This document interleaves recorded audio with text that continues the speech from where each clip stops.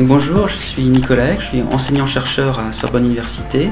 Je suis un biologiste, mais j'enseigne la bioéthique aux étudiants de master à Sorbonne Université. En bioéthique et en éthique de façon générale, il y a deux façons de considérer la problématique. Une première approche est de considérer les conséquences du projet, en évaluant notamment la balance bénéfice-coût et en estimant les risques associés au projet.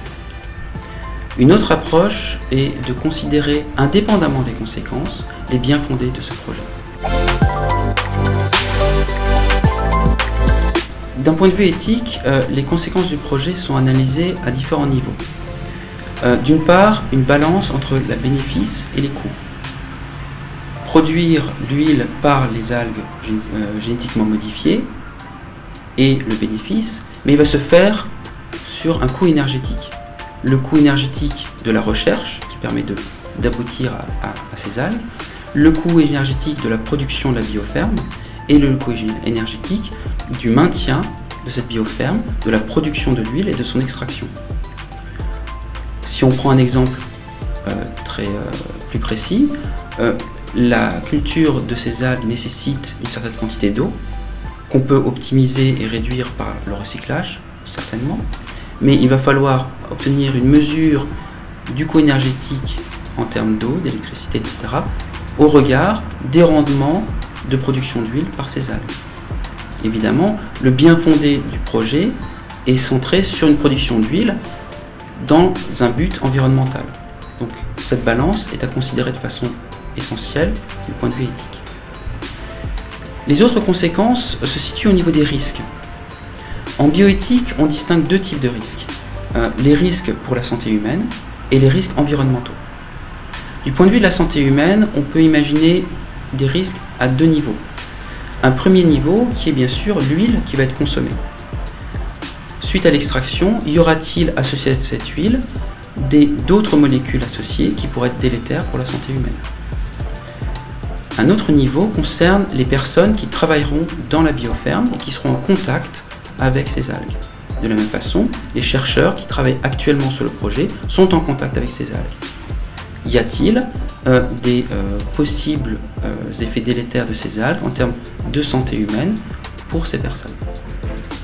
Du point de vue environnemental, la question dans le contexte de ce projet-ci se pose de façon assez simple puisque il y a une production d'algues qui se fait dans un environnement clos.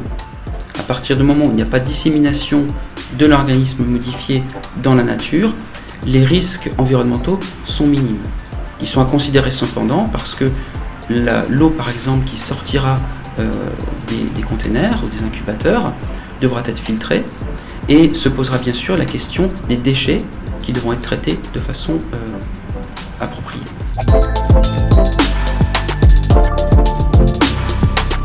Il y a un autre risque qui est souvent un peu oublié des chercheurs qui conduisent ce type de recherche, qui est un risque qui se situe au niveau des droits de l'homme. Lorsqu'on considère les aspects éthiques d'un projet, il faut prendre en compte les principes de justice et d'équité. Sur le long terme, le but du projet est de produire de l'huile de palme afin de remplacer l'huile qui est produite par les palmiers, tout simplement parce que cette production, cette culture de palmiers se fait au détriment de forêts, notamment en Asie du Sud-Est. Si on imagine, de façon un peu utopique peut-être, mais si on imagine que demain, l'Europe produit elle-même son huile de palme et arrête ses importations d'huile de palme en provenance d'autres pays, il y aura un dommage économique qui va être fait à ces pays, avec pour conséquence possible du chômage, et du chômage dans certains pays peut aboutir à une forme de précarité qui peut être problématique. Ceci étant, sur ce type de projet, on peut imaginer que l'échelle de temps sur laquelle va se faire la production de cette huile permettra à ces pays de changer son modèle économique, et donc l'impact économique et l'impact d'un point de vue des droits de l'homme sera minimal.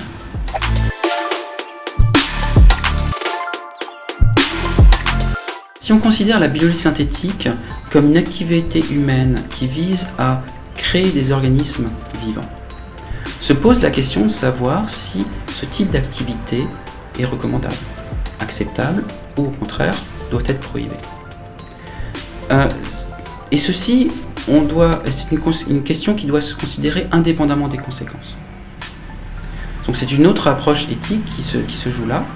Et de ce point de vue-là, on peut, de façon simpliste, considérer deux points de vue opposés. Selon un point de vue, on peut considérer que les organismes vivants ont une propriété essentielle, la vie.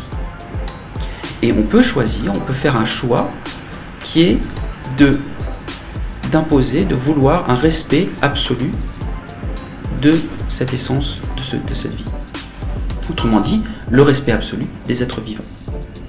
Ce qui conduirait à l'interdiction de toute manipulation, de toute régulation d'organismes vivants et bien sûr la prohibition d'une création d'organismes vivants.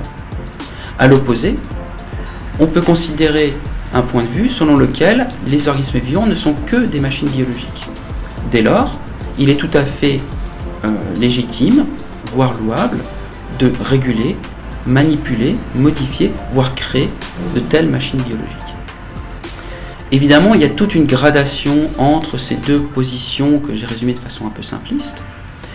Et la question se pose bien sûr, et elle doit être considérée, je pense, dans ce type de projet. C'est une question qui se pose de façon très aiguë dès lors qu'on considère les manipulations génétiques qui peuvent être faites chez l'homme, et qui se considèrent avec moins de passion lorsque l'on considère les micro-organismes. Il y a cependant une tendance actuelle dans la société où le respect d'autres formes de vie que l'humain se montre de façon beaucoup plus forte, et cette tendance se reflète dans des nouvelles réglementations qui apparaissent, et on peut se poser la question de savoir si dans les générations futures, la volonté de préserver et respecter les organismes vivants, y compris les plantes, pourra apparaître. Comme il n'y a pas de raisonnement logique qui permette de solutionner la question, il nous faut faire appel au débat démocratique pour décider de la conduite à tenir. Et de ce débat démocratique pourra éventuellement émerger aujourd'hui une certaine attitude, un certain choix, et dans 10 ans, dans 20 ans, et même plus tard, peut-être que dans ce même débat émergeront de nouvelles propositions, et donc on peut imaginer que l'engagement sociétal sur ce type de questions n'est pas fixe et dynamique et doit être considéré. Enfin, on peut terminer avec peut-être un soupçon d'ironie, le fait que ce projet propose de créer l'artificiel pour préserver le naturel. Et il y a, d'un point de vue purement philosophique, peut-être une forme de paradoxe dans cette idée-là.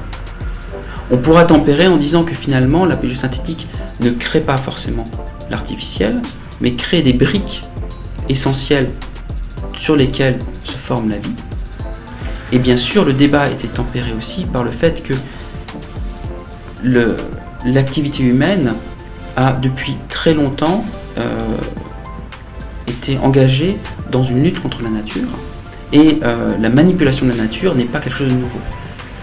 Et certaines personnes argumentent du fait que la biosynthétique n'est qu'un degré supplémentaire dans ce qui est connu comme l'ingénierie génétique. Et finalement, à l'échelle du micro-organisme, ce type de débat n'a pas lieu d'être, puisque on a plus à faire des machines biologiques que simplement des entités qui auraient une ontologie particulière.